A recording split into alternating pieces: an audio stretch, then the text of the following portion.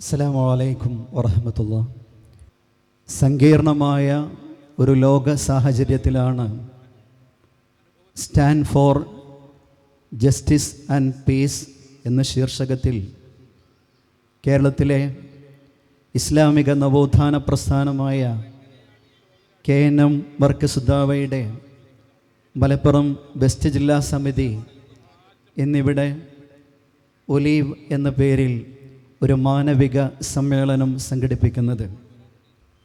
കഠിനവും വരണ്ടതുമായ സാഹചര്യത്തിൽ 2000 വർഷം വരെ ജീവിക്കാൻ അതിജീവനത്തിന് കരുത്തുള്ള ഒലീവ് ലോകസമാധാനത്തിൻ്റെ പ്രതീകമാണ്.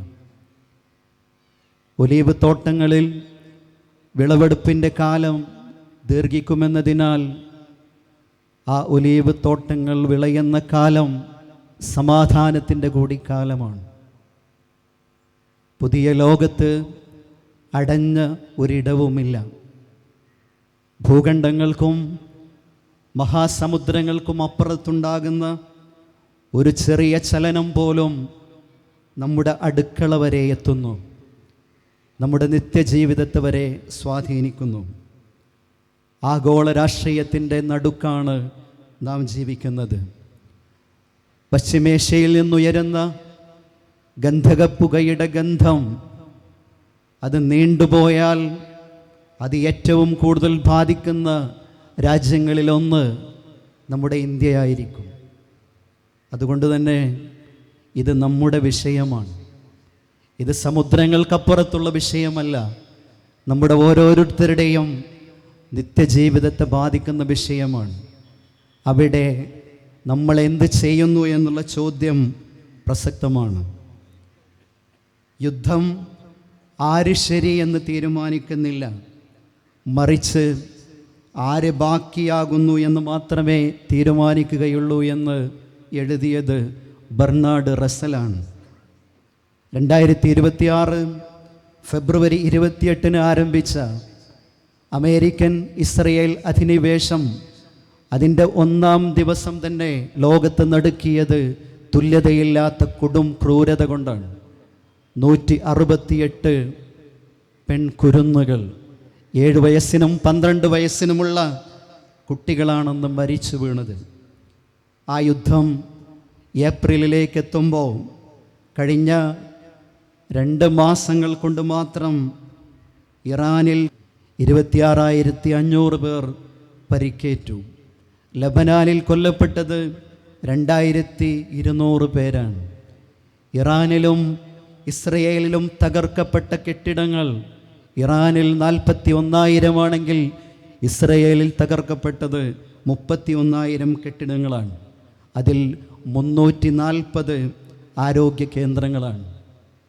യുദ്ധം തീരുമാനിക്കുന്നത് വയസ്സന്മാരാണ്, എന്നാൽ പോരാടേണ്ടതും മരിക്കേണ്ടതും യുവാക്കളാണ് എന്ന് പ്രസംഗിച്ചത് അമേരിക്കയുടെ മുൻ പ്രസിഡന്റ് ഹെർബർട്ട് ഹൂവറാണ്.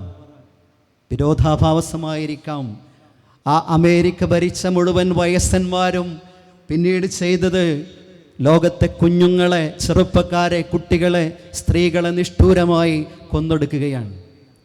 2023 മുതൽ 26 വരെ ഗസ്സ എന്ന് പറയുന്ന ഒരുപക്ഷെ നമ്മുടെ മലപ്പുറം ജില്ലയുടെ അത്ര പോലും വലിപ്പമില്ലാത്ത ഒരു ഭൂപ്രദേശത്ത് കൊല ചെയ്യപ്പെട്ട കുട്ടികളുടെ എണ്ണം 21,000 ഗുരുതരമായി പരിക്കേറ്റത് 44,000 കുട്ടികൾക്കാണ്.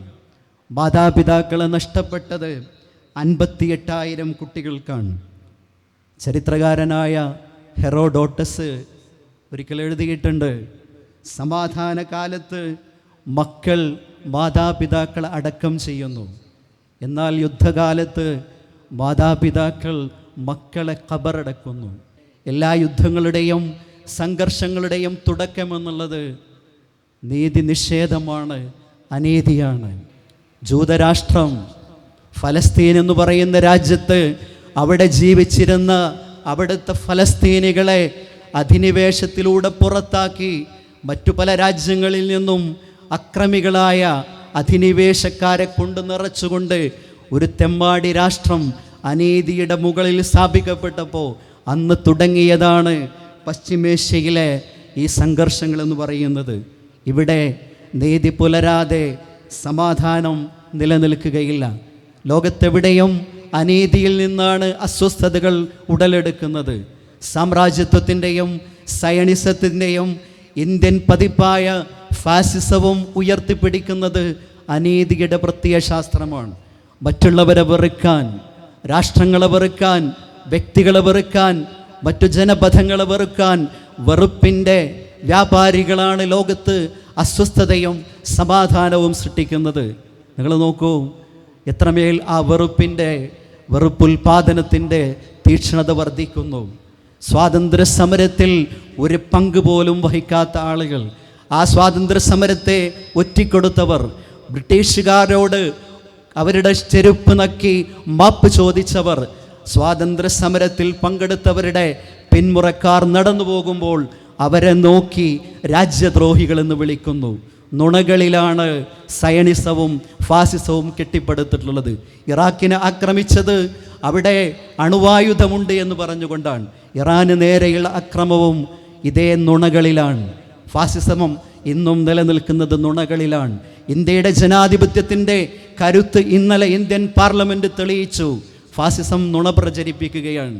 ഞങ്ങൾ സ്ത്രീകൾക്ക് വേണ്ടി സംസാരിക്കുന്നു എന്ന വ്യാജമായ നുണയുടെ പുറത്ത് ഇന്ത്യ രാജ്യത്തെ വിഭജിക്കുവാനുള്ള പദ്ധതി ജനാധിപത്യത്തിൻ്റെ കരുത്തുകൊണ്ട് ഇന്നലെ ഇന്ത്യൻ പാർലമെൻറ്റിൽ തകർന്നു വീണുവെങ്കിൽ നമുക്ക് പ്രതീക്ഷയുണ്ട്. മുജാഹിദ് പ്രസ്ഥാനം KNM മർക്കസ് ദഅവ ഉയർത്തിപ്പിടിക്കുന്നത് ഈ നീതിയുടെ പക്ഷമാകുന്നു. നമുക്ക് നീതിയുടെ പക്ഷത്തല്ലാതെ നിലനിൽക്കാൻ സാധിക്കുകയില്ല. ഇന്ത്യയുടെ ചരിത്രവും ഇന്ത്യയുടെ പാരമ്പര്യവും നീതിക്ക് വേണ്ടി നിലനിന്നതിൻ്റെ ചരിത്രവും പാരമ്പര്യവുമാണ്. നീതി എന്നുള്ളത് സമാധാനത്തിലേക്കുള്ള കവാടമാണ്.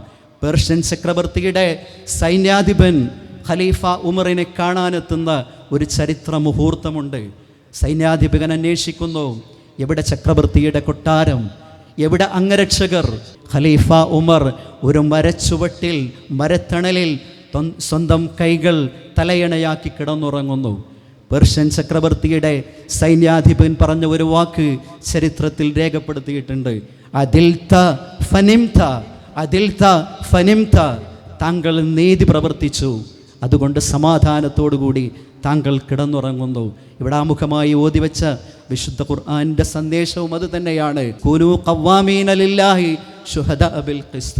നീതിക്ക് വേണ്ടി നിങ്ങൾ അല്ലാഹുവിൻ്റെ മാർഗത്തിൽ നീതിക്ക് വേണ്ടി സാക്ഷികളാകുക. ഒരിക്കൽ കൂടി ഈ മഹാസംഗമത്തിന് എല്ലാ സഹോദരങ്ങളെയും ഹൃദയപൂർവ്വം അഭിവാദ്യം ചെയ്തുകൊണ്ട് വാക്കുകൾ അവസാനിപ്പിക്കുന്നു. വാഖിറു ദഅവാന അൽഹംദുലില്ലാഹി റബ്ബിൽ ആലമീൻ. അസ്സലാമു അലൈക്കും വറഹ്മത്തുള്ളാഹി.